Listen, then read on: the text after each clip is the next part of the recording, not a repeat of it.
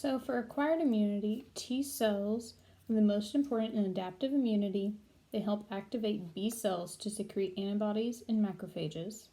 They can only function when activated to become effector cells, and they are activated on the surface of an antigen, presenting cells that mature during the innate immune responses triggered by an infection, and they dictate what kind of effector cell a T helper cell will develop into, either Th1 or Th2. The signal 1 is provided by a foreign peptide bound to an MHC protein, and signal 2 is thought to amplify the intracellular signal process triggered by signal 1.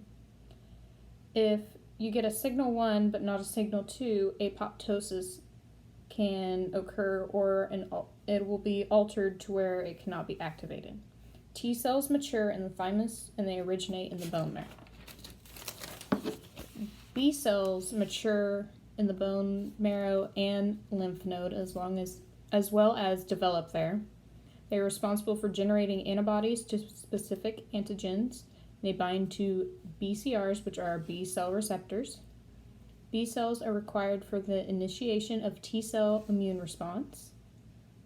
They also regulate functions of immune homeostasis. They function in the hormonal immunity component of adaptive immunity by secreting antibodies, and they bind to specific antigens that will initiate an antibody response. The difference between the B and T cells are B cells secrete and produce antibodies, and they recognize the surface of antigens of bacteria and viruses, while T cells can recognize viral antigens outside the infected cells.